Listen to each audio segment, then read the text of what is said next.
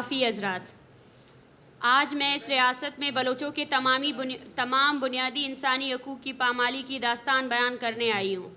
جیسا کہ آپ سب جانتے ہیں، کل رات کراچی ایئرپورٹ اور اس کے باہر ریاستی خفیہ اداروں FIA اور سندھ پولیس نے بحیثیت شہری میرے تمام بنیادی انسانی حقوق کو سلب کیا اور ہمارے ساتھ ناقابل بیان سلوک کیا گیا۔ ایک بین الاقوامی مشہور میگزین ٹائم نے مجھے اس سال دنیا کے 100 بااثر افراد کی فہرست میں شامل کیا اور مجھے نیو یارک میں ٹائم ایونٹ میں شرکت کی دعوت دی تھی۔ اس ایونٹ میں شرکت کے لیے کل رات میری پرواز کراچی سے نیو یارک کے لیے تھی۔ جناح انٹرنیشنل ایئرپورٹ کراچی پر تمام پروسیجر مکمل کرنے کے بعد امیگریشن ڈپارٹمنٹ نے مجھے سفر کرنے سے روک دیا۔ جب میں نے وجوہات دریافت کرنے کی کوشش کی تو FIA کے ذمہ داران وہاں سے اٹھ کر چلا گیا۔ بغیر کسی قانونی وجوہات کے مجھے 5 گھنٹے ایئرپورٹ پہ روکے رکھا گیا۔ جب پرواز ٹیک آف کر گئی اور ہم وہاں سے نکل رہے تھے تو FIA کے ایک خاتون افسر نے میرا پاسپورٹ لیا اور واپس دینے سے انکار کر دیا۔ 1 گھنٹے سے زائد وقت تک میں ان سے بات کرتی رہی، تب جا کر 1 گھنٹے بعد میرا پاسپورٹ مجھے واپس دیا گیا۔ جب ہم ایئرپورٹ سے گھر کے لیے روانہ ہوئے تو ایئرپورٹ سے 5 منٹ کی ڈرائیو پر دوبارہ ریاستی خفیہ اداروں اور سندھ پولیس کے اہلکاروں نے ہماری گاڑی روکی، جس میں سمیدین اور ہماری ایک اور خاتون دوست موجود تھیں۔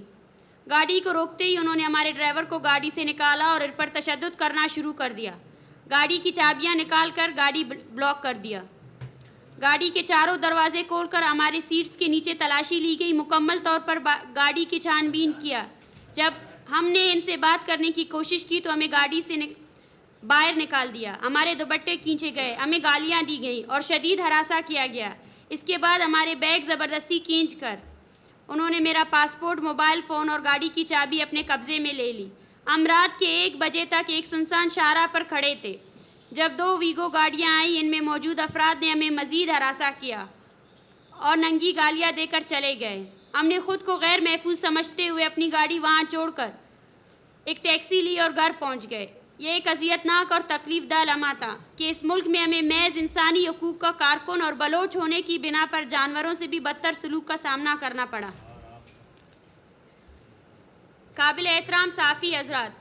کل جس طرح مجھے سفر سے روکا گیا اور ہمارے ساتھ جو رویہ اختیار کیا گیا،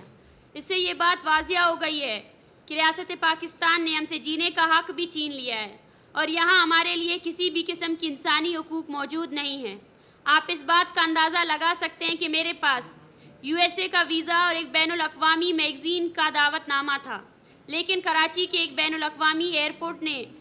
پر مجھے 5 گھنٹے روکا گیا، سفر سے منع کیا گیا، ہراساں کیا گیا اور میرا موبائل فون، پاسپورٹ اور گاڑی کی چابی بھی لے گئے۔ تو آپ سوچ سکتے ہیں کہ بلوچستان میں یہ لوگ عام بلوچ کے ساتھ کس طرح کا سلوک کرتے ہوں گے۔ میں اس پریس کانفرنس کے ذریعے ریاست اور اس کے تمام اداروں کو واضح پیغام دینا چاہتی ہوں کہ اس طرح کے ہتھکنڈوں سے ہم نہ تو خاموش ہوں گے اور نہ ہی بلوچستان میں انسانی حقوق کی پامالیوں پر آواز اٹھانا بند کریں گے، بلکہ اس طرح کے اقدامات سے ہمارا حوصلہ اور زیادہ بلند ہوگا اور ہم مزید منظم ہو کر بلوچستان میں انسانی حقوق کی پامالیوں اور بلوچ نسل کشی کے خلاف آواز اٹھاتے رہیں گے۔ میں انسانی حقوق کی تمام ملکی اور بین الاقوامی تنظیموں سے اپیل کرتی ہوں کہ وہ کل ہمارے ساتھ ہونے والے واقعے سمیت بلوچستان میں انسانی حقوق کی سنگین پامالیوں پر ریاست پاکستان کو جواب دہ بنائیں اور بلوچ قوم کے بنیادی انسانی حقوق کو محفوظ بنانے میں اپنا کردار ادا کریں۔ شکریہ۔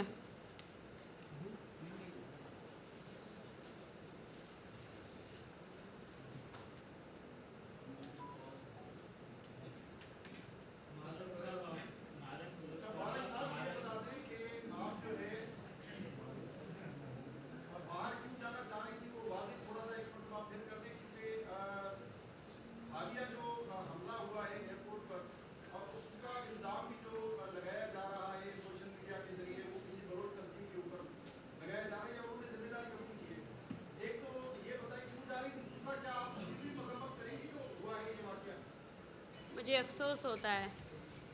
اس سوال کو سنتے ہی مجھے افسوس ہوتا ہے اور ہنسی بھی آتی ہے کہ ہم خیر ہر بلوچ کی پیدائش کے ساتھ ہی اس کی سروائیول، زندگی جینے کی سروائیول، وہ ایک جدوجہد وہ جاری کرتا ہے۔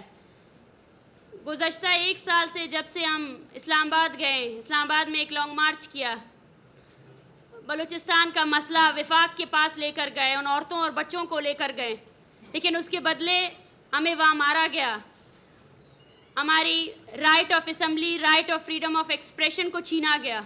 ایک مہینے تک ہم بے یار و مددگار اسلام آباد پریس کلب میں بیٹھے رہے، سامنے بیٹھے رہے، اور وہاں کے صحافی حضرات نے بھی ہمیں تھریٹ قرار دیا۔ اس کے بعد سے،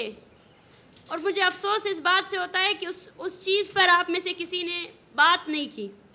پاکستان میں اس کے علاوہ بھی اور بہت سے مسائل ہیں، پی ٹی ایم پر بھی پابندی لگائی گئی ہے، اور گزشتہ 2 دنوں سے میرے خیال سے اسلام آباد اور راولپنڈی میں جو ماحول ہے، آپ نے کبھی مجھ سے یہ نہیں پوچھا کہ آپ اس کی مذمت کرتی ہیں یا نہیں کرتی ہیں،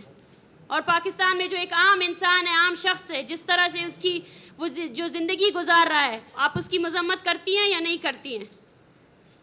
میں سمجھتی ہوں کہ ہم مظلوم قومیں ہیں، اور ہمارے ساتھ اس طرح کا سوال کرنا آپ کے خود کے صحافی ہونے کے اقدار پر ایک سوالیہ نشان ہے۔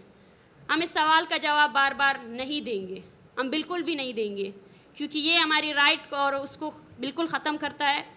اور ایک اور بات جو میں یہ کہنا چاہتی ہوں، ہم نے ہمیشہ اپنی اس کولیپسڈ سوسائٹی کا الزام پاکستانی فورسز اور ایجنسیز کو دی ہے، لیکن اس کے ساتھ ساتھ جو ہم جیسے لوگ ہیں، جو ہم اور آپ جیسے لوگ ہیں، جنہوں نے ہمیشہ خاموشی اختیار کی، ان پر ہم نے کبھی کوئی الزام عائد نہیں کیا۔ جو حق کو حق نہیں بولتے ہیں، غلط کو غلط نہیں بولتے ہیں، اور سچ کا ساتھ نہیں دیتے ہیں، اس کی وجہ، اس کولیپسڈ سوسائٹی کی وجہ یہی ہے۔ آپ کو مجھ سے یہ سوال کرنا چاہیے تھا کہ آپ کے ساتھ جو رویہ اختیار کیا گیا، جس طرح صرف میری پہچان یا سمی کی اور میری پہچان یہ بلوچی کپڑے، اس کی وجہ سے ہمیں روکا گیا، اس کی وجہ سے جس طرح تمام گاڑیاں جا رہی تھی اور صرف ہماری گاڑی کو روکا گیا، جس طرح پولیس افسران نے ہمارے ساتھ بدتمیزی کی، ہماری شلواریں تک کھینچی گئی، اس پر شرم کا مقام ہونا چاہیے تھا۔ آپ کو اس پر مجھے پوچھنا چاہیے تھا کہ یہ کیسے ہوا اور کیوں ہوا، اور جب یہ یہاں ہو سکتا ہے، کراچی میں ہو سکتا ہے، اس جگہ میں ہو سکتا ہے جہاں پہ میڈیا ہے، جہاں دنیا موجود ہے، تو بلوچستان میں کیا ہو رہا ہے؟ آپ مجھ سے یہ پوچھیں کہ بلوچستان میں ایٹ دا کرنٹ اسٹیٹ کتنے جگہوں پر لاپتہ افراد کے لواحقین دھرنا دیے بیٹھے ہیں؟ آپ مجھ سے یہ پوچھیں کہ بلوچستان میں گزشتہ 1 مہینے سے کتنی مسخ شدہ لاشیں پھینکی گئی ہیں؟ میں آپ کو وہ لسٹ دینے کے لیے تیار ہوں، میں بالکل دینے کے لیے تیار ہوں، لیکن خدا را یہ مذائقہ خیز سوالات ہم سے نہ پوچھیں۔ ہم میں اتنا جگر ہے کہ ہم ان سب چیزوں کو جھیل لیں گے، اور ہم جھیلنے کے لیے بنے ہیں، کیونکہ ہم رکیں گے نہیں۔ ہماری تحریک کو تقویت اور اس بلوچ ماں نے دی ہے، اور اس عورت نے دی ہے، اور اس بلوچ فرزند نے دی ہے جو اپنی زمین میں صرف اور صرف اپنی جینے کا حق چاہتا ہے، اور وہ چیز اتنی بڑی ہے، وہ ہمیں اتنی طاقت دیتی ہے کہ آپ کے یہ سوالات ہمیں کبھی بھی پیچھے نہیں کر سکتے ہیں۔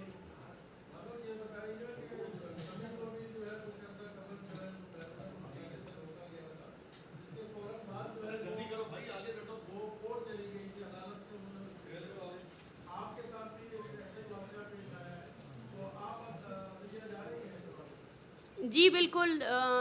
میں عدالت سے رجوع ضرور کروں گی، اور اس کے ساتھ ساتھ جیسے آپ لوگوں کو پتہ ہے کہ میرا پاسپورٹ اور میرا موبائل فون ابھی بھی سندھ پولیس کے پاس ہے، اور اس کے لیے بھی میں ایف آئی آر ضرور درج کرنے جاؤں گی، اور وہ بھی مجھے یقین ہے کہ وہ ایف آئی آر وہ درج نہیں کریں گے، اور اس کے خلاف بھی میں عدالت کے پاس ضرور جاؤں گی۔ ہم جو اپنی جدوجہد لڑ رہے ہیں، ہم ان تمام اداروں کے لیے بھی لڑ رہے ہیں جو انکمپیٹنٹ ہو چکے ہیں، جو اپنا اختیار کھو چکے ہیں، جو صرف عمارتیں باقی رہ چکی ہیں، لیکن اس کے اندر وہ اختیاردار جو قوتیں ہیں وہ نہیں بچی ہیں۔ تو ہم ضرور عدالت سے رجوع کریں گے، اور ہم چاہتے ہیں کہ عدالت ضرور ایک ذمہ دار ستون ہونے کی وجہ سے ایک اسٹیٹ کا اس پر ضرور اختیاردار ہونے کے ساتھ ساتھ فیصلہ ضرور کرے۔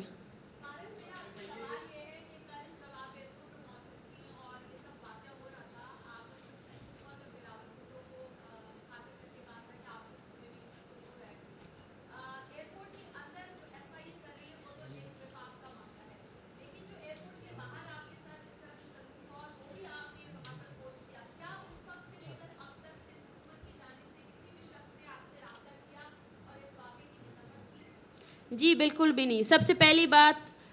سندھ پولیس کو کس نے یہ آرڈر دیا کہ آپ صرف ایک گاڑی جس میں 3 خواتین بیٹھی ہیں جائیں انہیں ہراساں کریں؟ جائیں ان کو تھریٹ کرے اور ان کے ساتھ وہ رویہ اختیار کرے جو جانوروں کے ساتھ بھی اختیار نہیں کیا جا سکتا. تو اس وقت سے لے کر اب تک ہمارے ساتھ کوئی رابطہ نہیں کیا گیا اور ہم نے رابطہ کرنے کی کوشش بھی کی جو منسٹر صاحبان ہیں, لیکن ہمیں کوئی رسپانس نہیں دیا گیا. اچھا یہ بتا دیں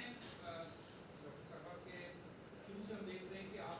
آئین اور قانون کی بالادستی کی بات کرتے ہیں, آئین میں رہتے ہوئے اپنے حقوق کی بات کرتے ہیں, اور یہ اس ملک کے عوام کے لیے ملک کے لیے باعث فخر ہونا چاہیے تھا کہ آپ کی شخصیت کو دیکھ کر ٹائم میگزین نے آپ کو 100 طاقتور ترین خواتین میں شامل کیا اور آپ کو مدعو کیا. تو کیا ایسے مضمرات ہوں گے, کیا ایسی بات ہوگی کہ آپ کو جانے نہیں دیا گیا, کیا اس کے پیچھے کیا مضمرات ہو سکتے ہیں؟